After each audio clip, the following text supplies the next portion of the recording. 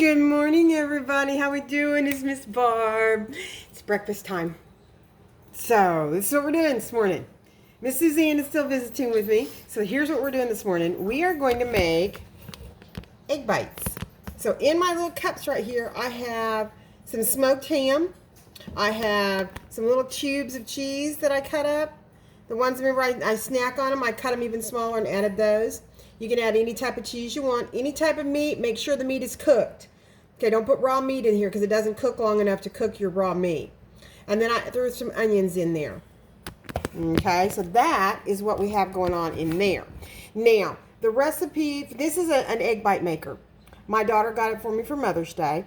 You take one of these little cups like this, two of these little cups full of water that you pour in your egg maker, and then you put your decorations in the bottom, and then they call for 5 eggs, and that's exactly what I have left is 5 eggs.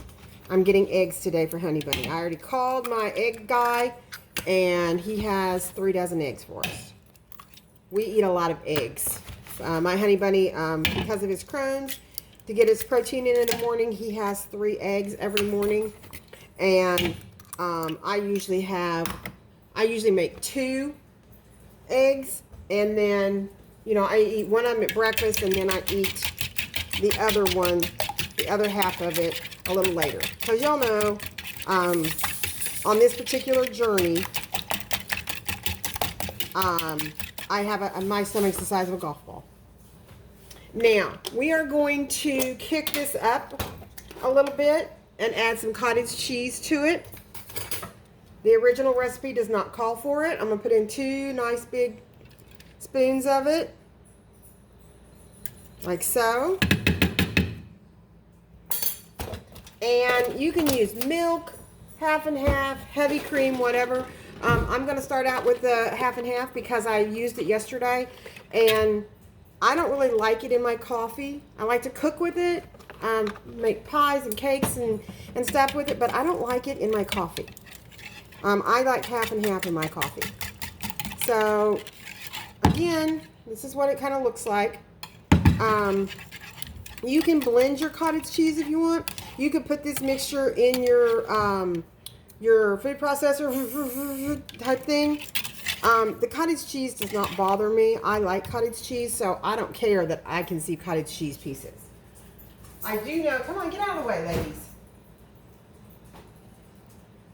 I do know that there are people who cannot handle it, and they have to blend it. And if you're one of those people, then so be it. Because remember, for those of you who were in my live yesterday while I was cooking, as I have said, and I've said this many times, I will continue to say it, there are 100 recipes for chocolate cake. And when you look at the recipe, it's not wrong. It's not wrong. There's just 100 different ways to make it. And that's something that people, as a rule, I have noticed, people get all upset over a bunch of nonsense. And it's like, get off yourself. Just get off. I mean, it is not, there's no wrong way to cook. Okay? If you like spicy stuff, you throw spicy stuff in this mixture that we're doing. You need some jalapeno peppers, some of that spicy Danos. I mean, you can put anything in here. That was black truffle salt from the Tea and Spice Exchange. This is the one for the steak from the Tea and Spice Exchange. But that's just what I feel like this morning. Alright, so we added a little more milk. Alright, this is what it looks like.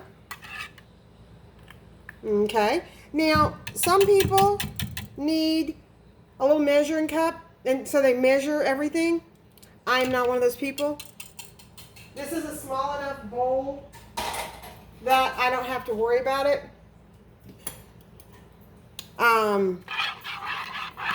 If I was working with a bigger bowl, I absolutely would, because the bigger bowl, you're liable to lose a little bit more control.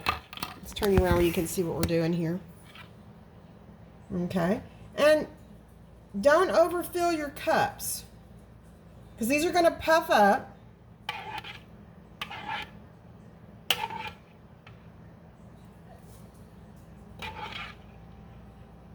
See, just like that. Now, what's really cool about this is I already put the water in it. So what you do is you plug it in, and this little blue light comes on, and you let it cook until the little blue light goes off. It's just that easy. And I probably added a little much milk because I have some leftover egg. Now this is big enough you could probably squeeze another one in if you happen to have another one of these little cups.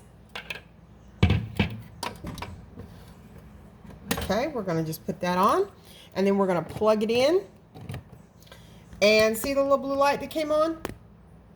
When this little blue light goes off, they're done. There's no timer, no temperature set or anything. It's by Dash. My daughter got it for me for Mother's Day, and it works like a charm. And it comes in a little book. It's got all kinds of recipes.